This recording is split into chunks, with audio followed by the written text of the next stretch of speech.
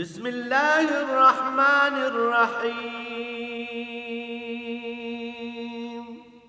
الرحمن علم القرآن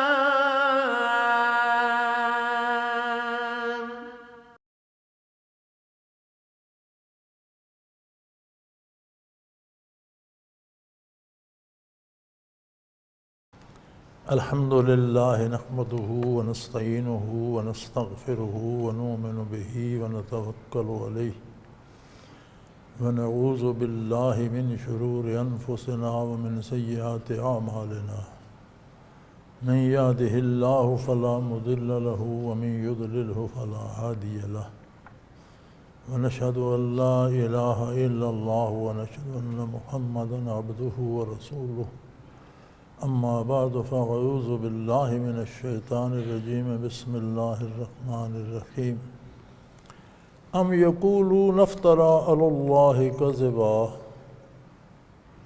فإن یشاء اللہ یختم علی قلبک ویمحو اللہ الباطل ویحق الحق بکلماتہ انہ علیم بذات الصدور اللہم سبحانک لا علم لنا الا ما علمتنا انک انت العلیم الحکیم مولایا صلی وسلم دائما ابدا علی حبیبک خیر الخلق کلہم رب اشرح لی صدری ویسر لی امری واحلل عقدۃ من لسانی یفقہوا قولی رب زدنی علما الا اللہ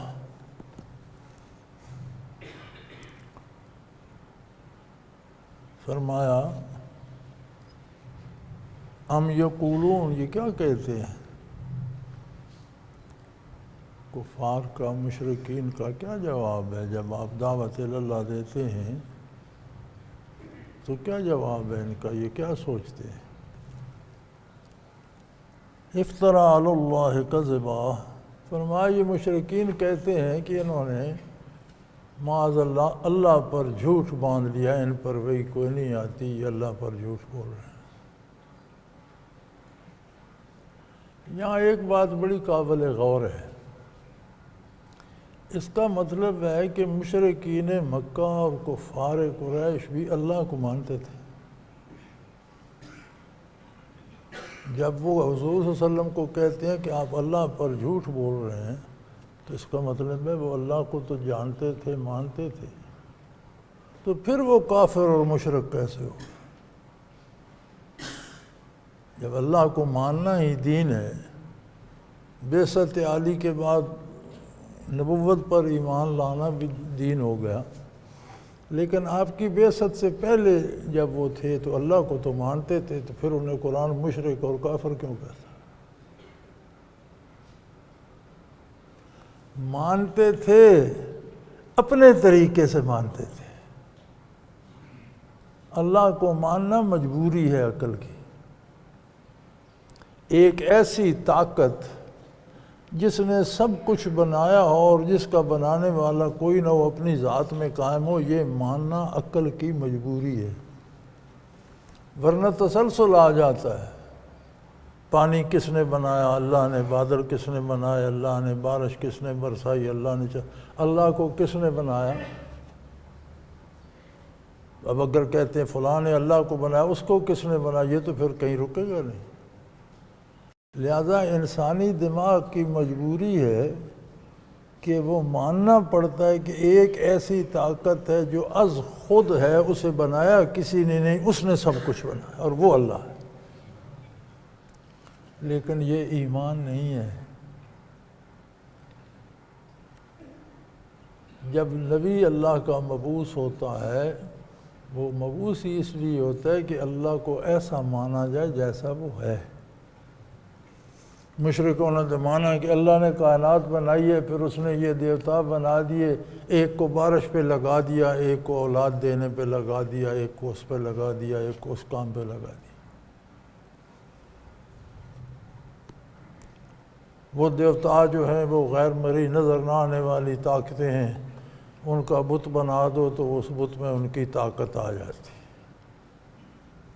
وہ سنتے ہیں، دیکھتے ہیں، آپ کی حاجت روائی کرتے ہیں، تو پھر کہاں رہی توحید باری؟ لہذا اللہ کے ساتھ ایمان یہ ہے کہ میں اس اللہ کو ویسا مانتا ہوں جیسا حضرت محمد صلی اللہ علیہ وسلم، جو حضرت عبداللہ کے فرزند مکہ مکرمہ میں پیدا ہوئے، جو انہوں نے مدینہ منورہ ہجرت فرمائی، جو اللہ کے آخری نبی اور رسول ہیں، جیسا وہ منواتے ہیں میں ویسا مانتا ہوں۔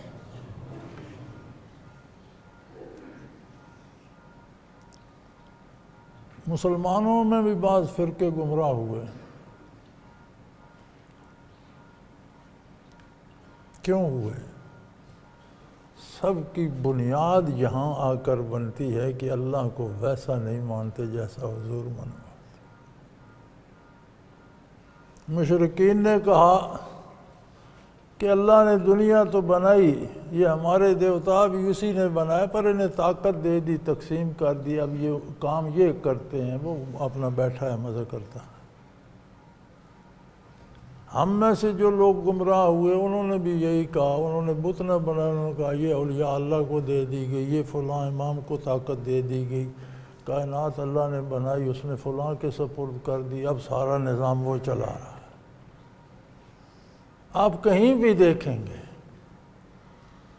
یہ گمراہی کی بنیاد ہے۔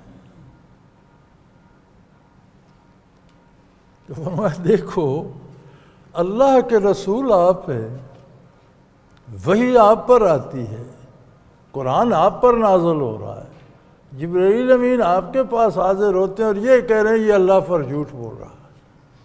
وہ تمہارے پاس کیا دلیل ہے؟ تم اللہ کو کیسا جانتے ہو؟ تمہیں تو معرفت الہی حاصل ہی نہیں، تم نے تو مجبوراً ایک طاقت مانی ہوئی ہے، یہ عقل کی مجبوری ہے، پہچان کر نہیں مانا ہوا، معرفت الہی نصیب نہیں ہے، عقل کی ایک مجبوری ہے، اس نے مانا ہوا ہے، تو ہر کوئی مانتا ہے۔ کسی بھی مذہب میں دیکھ لیں، مذاہب باطلہ میں دیکھ لیں، آخر ایک ایسی طاقت ہے، دیوتاؤں کو مانتے مانتے ایک مہادیو ماننا پڑتا ہے سب کو۔ تو فرمایا اب یہ کہتے ہیں کہ معاذ اللہ آپ اللہ پر جھوٹ بولتے ہیں۔ یہاں ایک بڑا خوبصورت قانون اللہ نے ارشاد فرمایا کہ ایسے بھی ہیں جو دعویٰ نبوت کا جھوٹ موٹ کرتے ہیں، لیکن نبی برحق میں اور کذاب میں ایک فرق ہے۔ اللہ فرماتا ہے فَإِن يَشَاءِ اللَّهُ يَخْتِمْ عَلَىٰ قَلْبِكَ، اللہ اگر چاہتا آپ اللہ پر معاذ اللہ جھوٹ ہو تو اللہ آپ کے دل پر مہر کر دیتا۔ دل پر مہر کرنے سے مراد یہ ہے کہ پھر بندہ اول پھول بکتا ہے۔ مدعیان نبوت کذاب جو پہلے گزرے ہیں ان کے حالات میں بھی ملتا ہے، لیکن وہ تو بہت پہلے گزر گئے، کتابیں بھری پڑی ہیں۔ تو مرزا قادیانی تو ابھی ہمارے قریبی 1908 میں فوت ہوا۔ اب آپ جو اس نے وحی کے نام پہ جو اس نے پھل جھڑیاں چھوڑی ہیں آپ دیکھیں تو پتہ چلتا ہے کوئی پاگل بک رہا ہے، یعنی کسی عام پڑھے لکھے آدمی کی بات بھی نہیں لگتی۔ فرمایا یہ قانون فطرت ہے کہ جو جھوٹا دعوی نبوت کرتا ہے اس سے اس کے دل پہ مہر کر دی جاتی ہے، پھر اس کی باتیں کھوکھلی، بے اثر، بے وزن اور بے تکی ہو جاتی۔ آپ کی باتوں سے تو دانائی ایک ایک لفظ سے ٹپک رہی ہے، آپ کے کلمات تو دنیا کے راز کھول رہے ہیں، آخرت کی گرہیں کھول رہے ہیں، آپ کے ارشادات تو تعارف ذات باری کرا رہے ہیں، آپ کے ارشادات تو نظام کائنات پر بحث کر رہے ہیں۔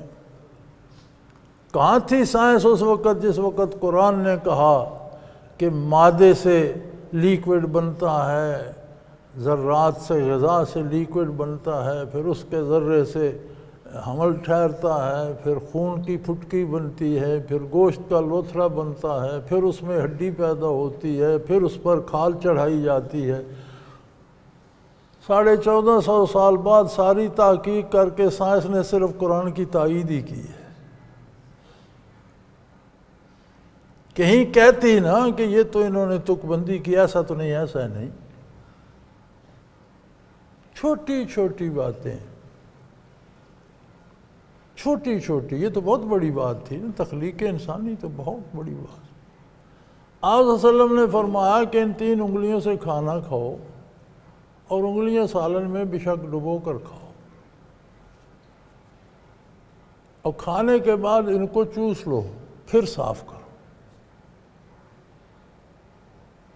آج سائنس کہتی ہے کہ اگر ہاتھ سے کھانا کھایا جائے، انگلیوں سے سالن لگ جائے تو اس میں ایسے وہ پیدا ہو جاتے ہیں جرثومے کہ اگر انہیں چوس لیا جائے تو کھانا ہضم ہو جاتا ہے۔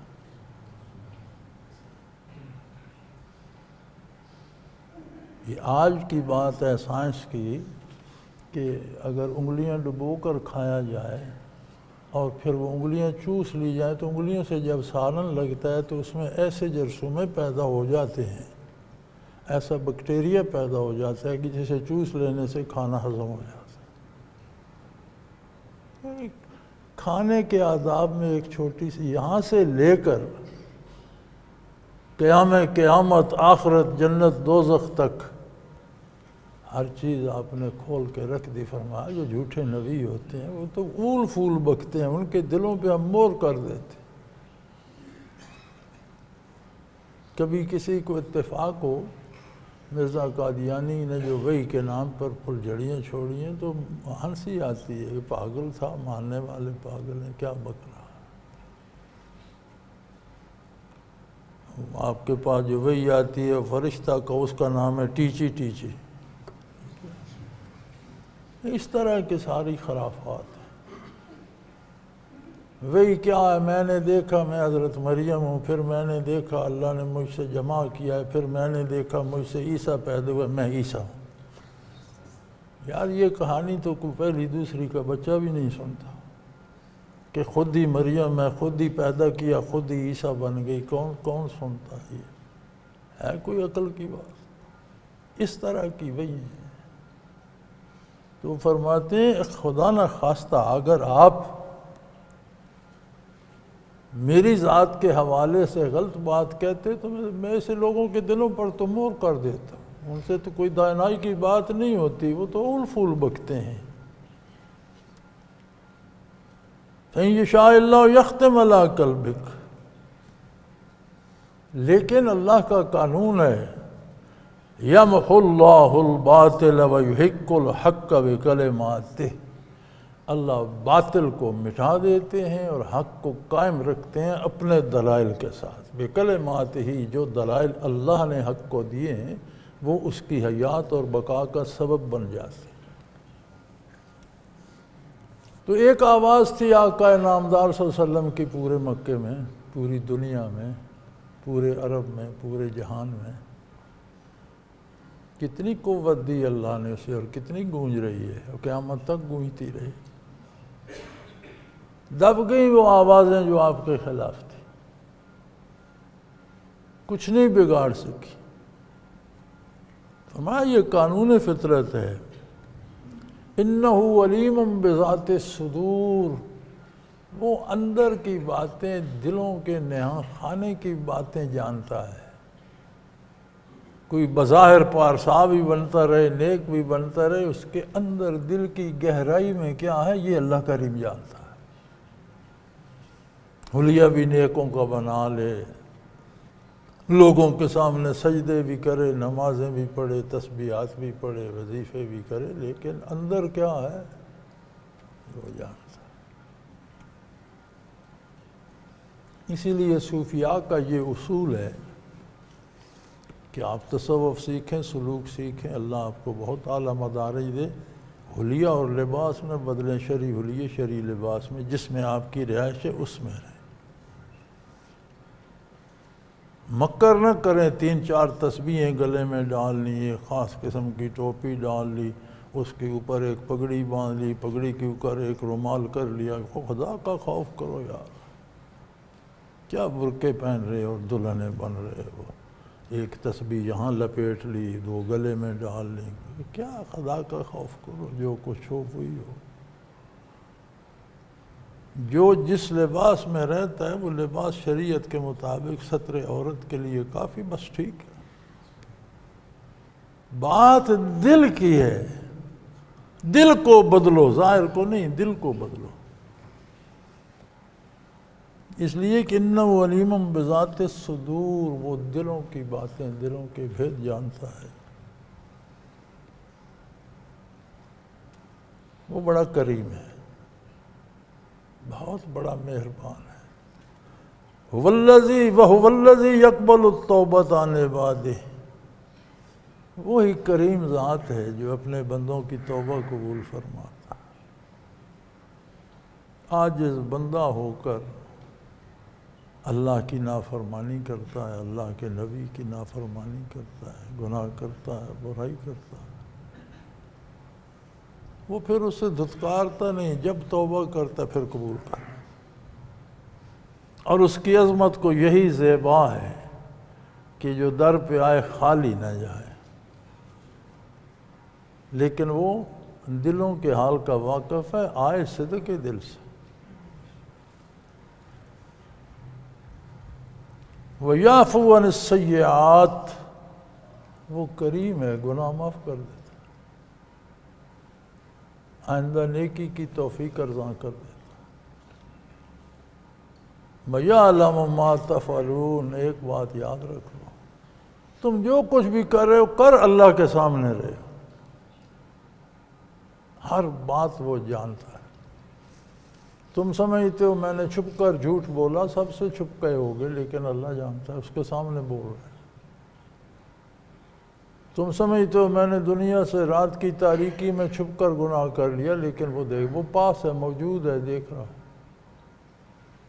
تم سمجھتے ہو گاہک کو سمجھ نہیں آنے دی، میں نے کم تول کے زیادہ پیسے لے لیے، گاہک کو سمجھ آئے نہ، وہ پاس موجود ہے، وہ دیکھ رہا ہے۔ گاہک نے حساب نہیں لینا، حساب اس نے لینا۔ وَيَعْلَمُ مَا تَفْعَلُونَ، جو کچھ تم کرتے ہو وہ جانتا ہے، وہ پاس ہے، دیکھ رہا ہے۔ ایک یہی آیت بندہ مان لے صحیح، اس کی زندگی بھر کی اصلاح کے لیے کافی۔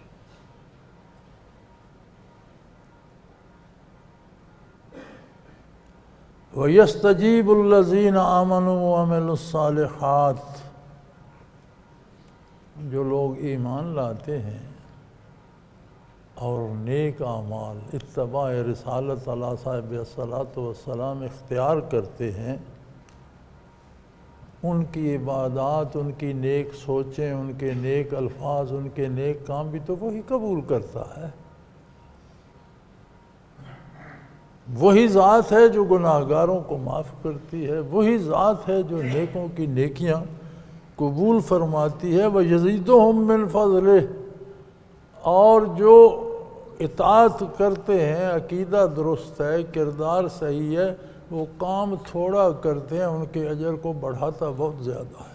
وَيَزِيدُهُم مِّن فَضْلِهِ، اپنی مہربانی سے ان کی مزدوری اپنی شان کے مطابق بڑھا دیتا ہے۔ وہ کام اپنی حیثیت کے مطابق کرتے ہیں، ان کا خلوص اپنی حیثیت، اپنے علم، اپنی سوچ کے مطابق ہوتا ہے۔ معاوضے کی بات آتی ہے تو وہ اپنی شان کے مطابق عطا فرماتا ہے۔ رہ گئے انکار کرنے والے، بل کافرون، کفر کرنے والے، لہم عذاب شدید، ان کے لیے بہت سخت عذاب، بہت ہی سخت عذاب ہے ان کے لیے۔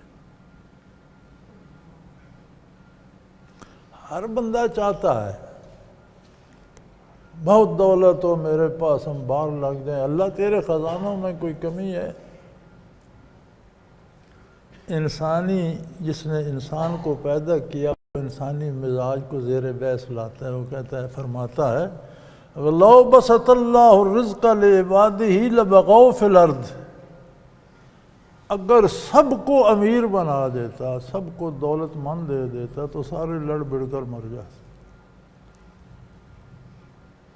یہ بڑی عجیب بات ہے کہ فقیر چمنی پہ قناعت کر لیتا ہے،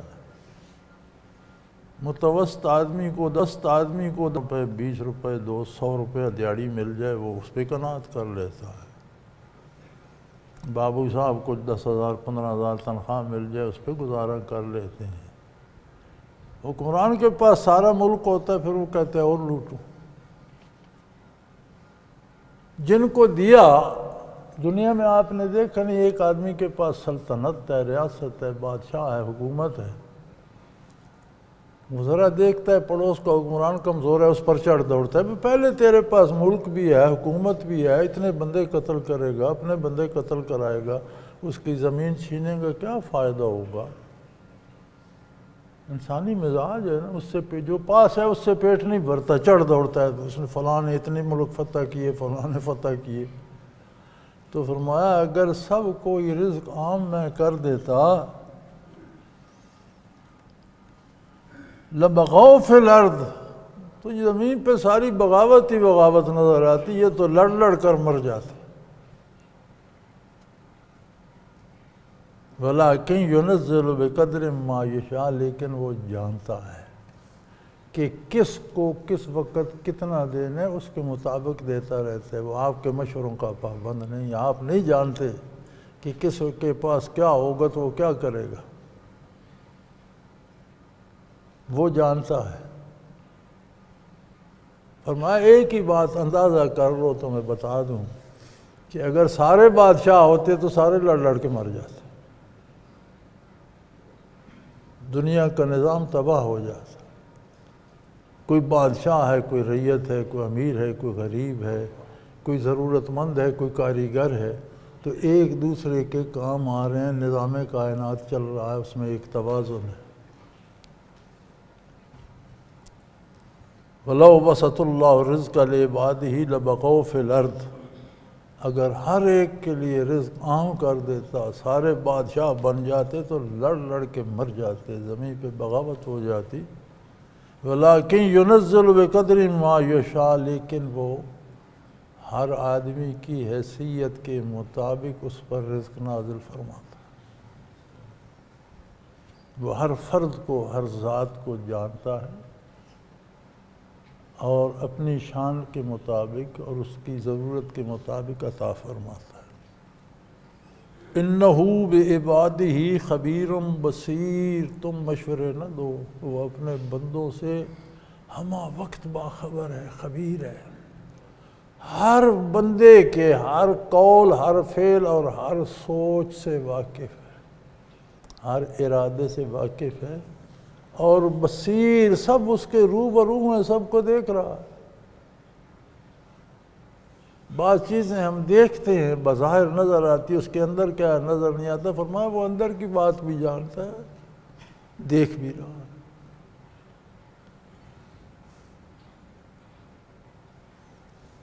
وہ ایسا قادر ہے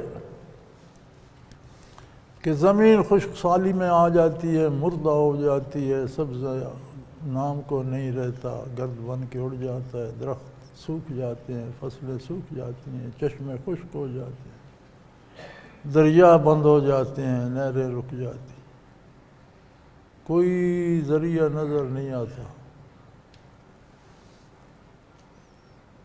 وَهُوَ الَّذِي يُنَزِّلُ الْغَيْثَ مِن بَعْدِ مَا قَنَطُوا، جب نوع انسانی نا امید ہو چکی ہوتی ہے کہ اب تو موت کے علاوہ کوئی راستہ نہیں، وہ بارش برسا دیتا، کوئی آثار نہیں ہوتے، زمین پہ پانی دستیاب نہیں ہوتا، وہ جل تھل کر دیتا ہے، ویسی بارش برساتا ہے۔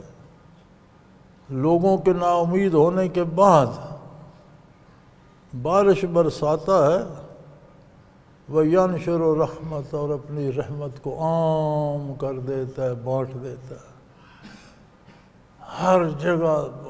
شام کو بارش ہوتی ہے، سب اٹھ کر دیکھو تو حد نگاہ تک سبزہ پھیلا،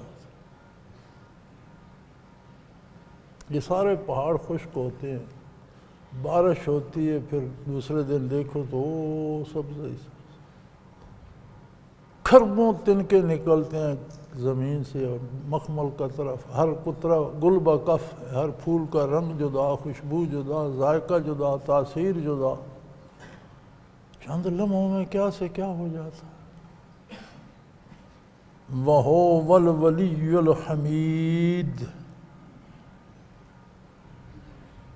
وہی اکیلا ساری کائنات کا کارساز ہے، وہی ولی ہے، سارے کام وہی کرتا ہے، سب باتوں سے وہی واقف ہے، ہر حال کو بنانے والا وہ خود ہے، اسباب کا بھی خالق ہے اور نتائج کا بھی خالق ہے، اسباب بھی خود بناتے اور ان میں نتائج بھی خود پیدا فرماتے، اور وہ بہت زیادہ تعریف کا مستحق ہے، اسی کو ساری تعریفیں زیب بھی اسی کو دیتی۔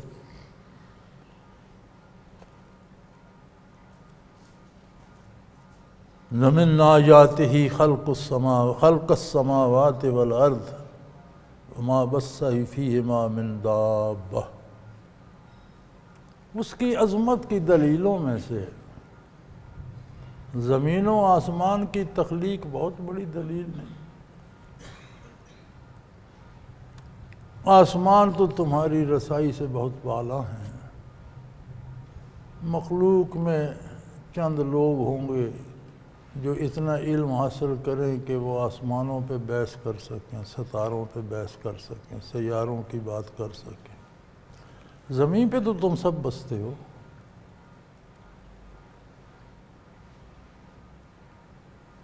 اس نے اس زمین کو کیسا بنا دیا، بَثَّ فِيهِمَا، کتنی مخلوق اس پر پیدا کر دی، ساری مخلوق اسی ایک مٹی سے بن رہی ہے، سب کے ذرات، ایٹم، سیل اسی ایک زمین میں ہیں، ہر مخلوق کے سیل ہر مخلوق تک اپنے اپنے پہنچ رہے ہیں، کوئی خلط ملط نہیں ہوتا، کوئی گڑبڑ نہیں ہوتا، کوئی بگاڑ نہیں ہوتا۔ کیا اس کی عظمت کے لیے یہ کافی نہیں؟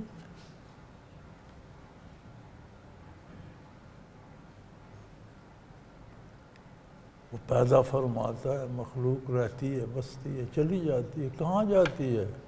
فرمایا کہ نہیں جاتی، میری ہی پاس ہے، وَعَلَىٰ جَمْعٍ اِذَا يَشَاءُ قَدِيرٌ، جب وہ چاہے گا سب کو پھر جمع کر لے گا، کہیں نہیں جاتی، واپس میری بارگاہ میں آ رہی ہے۔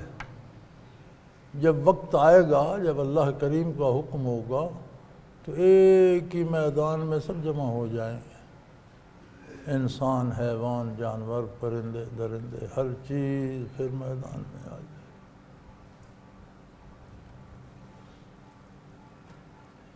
وآخر دعوانا ان الحمد للہ رب العالمین۔ اللہ اللہ اللہ اللہ اللہ اللہ اللہ اللہ۔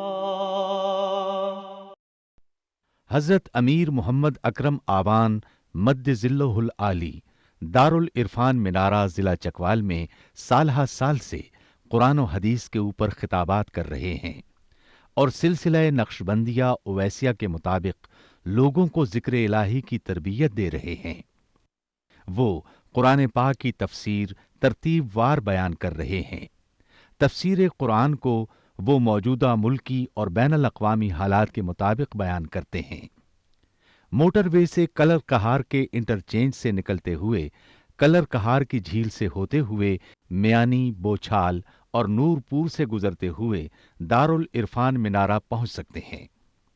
حضرت امیر محمد اکرم آوان نے بچیوں اور بچوں کی دینی اور دنیاوی تعلیم کے لیے سقارہ اکیڈمی کے نام سے ایک درسگاہ بھی قائم کی ہے، جس کا افتتاح ملک پاکستان کے صدر جنرل محمد ضیاء الحق نے اپنے دست مبارک سے کیا تھا۔ وہ تمام احباب جو اسلام کی طلب رکھتے ہیں ان سے گزارش ہے کہ دارالعرفان منارہ ضلع چکوال میں امیر محمد اکرم آبان صاحب کے خطابات سے مستفید ہوں۔ وہ ہر جمعے کو نماز سے پہلے بیان فرماتے ہیں۔ ہر ماہ کی پہلی اتوار کو ماہانہ اجتماع ہوتا ہے جس میں آپ خصوصی خطاب فرماتے ہیں اور پاکستان کے چاروں صوبوں سے احباب اس اجتماع میں شرکت کرتے ہیں۔ اس کے علاوہ یہاں سال میں 2 مرکزی اجتماعات بھی ہوتے ہیں، ایک رمضان المبارک میں اعتکاف کا اجتماع اور دوسرا جولائی اور اگست میں 40 دن کا اجتماع ہوتا ہے جس میں روحانی تربیت کی جاتی ہے۔ اپنا خون سیماب دے کر اتنا ہم کر جائیں گے، نام آقا کا چمن میں پھر رقم کر جائیں گے۔